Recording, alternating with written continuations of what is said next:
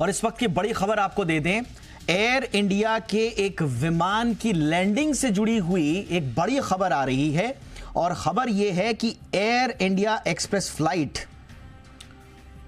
इसे बेली लैंडिंग की इजाजत दे दी गई थी और यह इजाजत मांगी गई थी बाकायदा, लेकिन सक्सेसफुली लैंड हुआ है। यह विमान नॉर्मली लैंड हुआ है, सेफली लैंड हुआ है। यह गनीमत की बात है, यह राहत की बात है।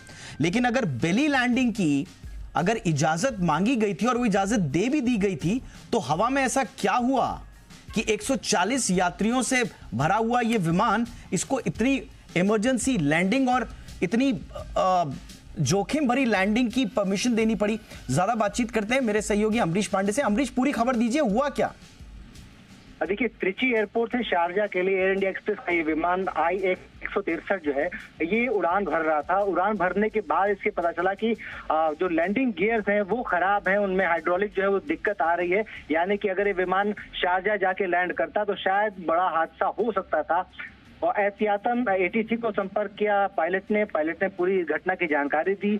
ATC ने उनको वापस लौटने के लिए बोला त्रिची एयरपोर्ट के पास, क्योंकि विमान शारजा के लिए एक लंबी दूरी पे था, बहुत ज्यादा ईंधन था हवा में।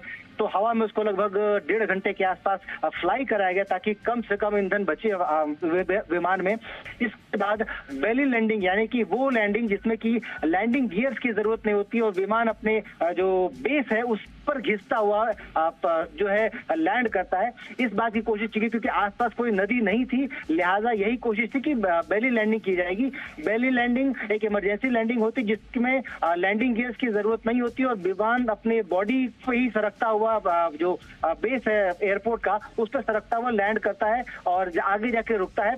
एयरपोर्ट पर एहतियातन सभी तरह की व्यवस्थाएं की जा चुकी थी। लगभग 20 एम्बुलेंस वहां पे रखी हुई थी, फायर टेंडर्स वहां पे थे, इसके अलावा तमाम राहत और बचाव कर्मी वहां पे थे।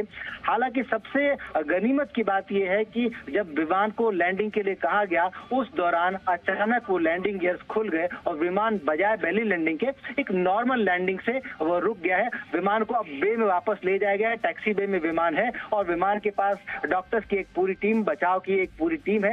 इसके अलावा एयरपोर्ट के तमाम बड़े अधिकारी हैं जो सुरक्षा और इस तरह की चीजों को डील करते हैं। इसके साथ साथ डॉक्टर्स की एक पूरी टीम है जो अब यात्रियों को डीबोर्ड करने की प्रक्रिया शुरू हो गई है। उन सभी यात्रियों की जांच की जा रही है, स्वास्थ्य की जांच की जा रही है और एम्बुलेंस उनको बिठाया जा रहा है। फिलहाल सबसे राहत की बात यही है कि एक बड़ा हादसा जो हो सकता था वो टल गया है और विमान सेफली लैंड किया जा चुका है। बिल्कुल अमरीश, और आप जब बता रहे हैं मेरे रोंगटे खड़े हो रहे हैं कि इस विमान को 2.5 घंटे हवा में इसलिए रखा गया ताकि इसका फ्यूल कम हो जाए। क्योंकि अगर बेली लैंडिंग करनी है, बेली लैंडिंग मतलब उसके नीचे टायर नहीं खुले हुए होंगे, वो अपनी बेली यानी कि पेट जिसे कहते हैं उसके साथ घसीटता हुआ रनवे पर आएगा।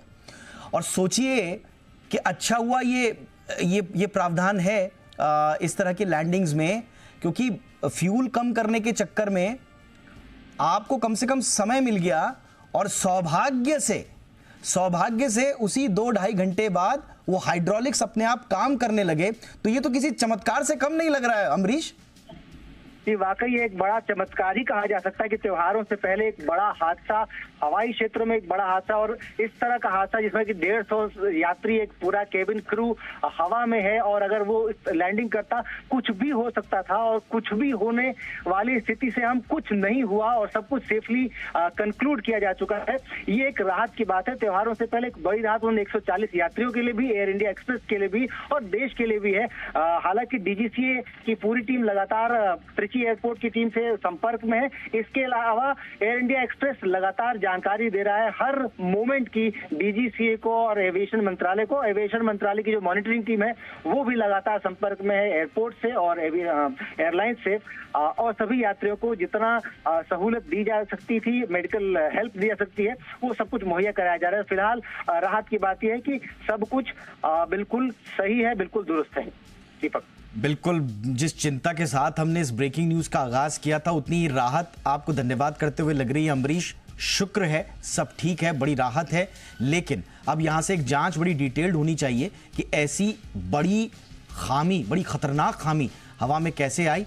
बट चलिए, सुरक्षित लैंड हुआ, सब गनीमत है। अब देखते हैं आगे जांच में क्या कुछ निकल कर आता है। बहुत बहुत शुक्रिया अमरीश इस तमाम जानकारी के लिए।